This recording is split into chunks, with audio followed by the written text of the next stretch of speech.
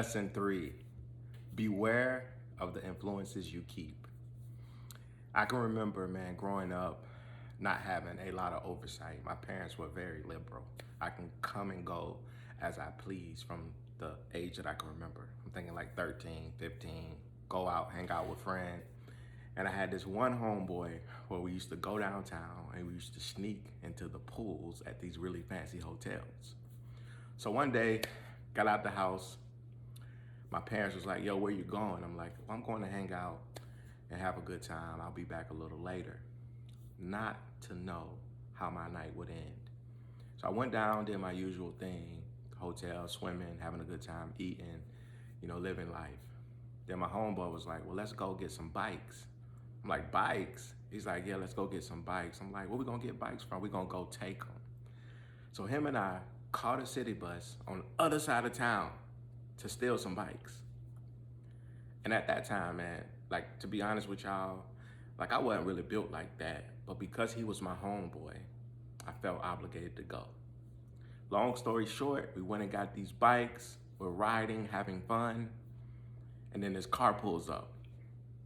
Lo and behold, it's the people's bikes that we stole. So we take out running, riding. They catch us, we drop the bikes, we run. At this point, the cops are chasing us. And the crazy thing is, man, that evening, I could have been locked up. But it was only by the grace of God that the cop was really cool and he said, look, if you continue to go down this route, you will eventually end up in jail. That stung with me because when I saw the look on my mother's face when I pulled up at the house in a police car, man, it's a look that I remember to this day. Lesson 4, never allow the opinions of people to be the final say in your life. I remember growing up, man, not feeling like I was so smart. And the reason why I felt like I wasn't smart is because in the neighborhood that I grew up in, people used to joke on you all the time. They used to call me short, they used to call me big head. They used to say I couldn't speak. And their words really hurt me in a way that I never knew I was hurt until I started to get older and I started to realize that their words did not define me.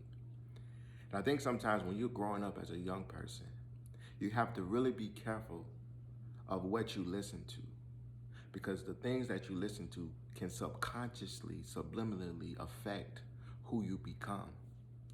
And I stand here today being thankful that though I had people around me that put me down, I was able to find people to lift me up. And I found them when I was at Breath of Life Seventh-day Adventist Church. I had people there that encouraged me in spite of my atmosphere. So as I go to the age of 40, there are so many lessons that I have learned, but I wanted to share these two with you today.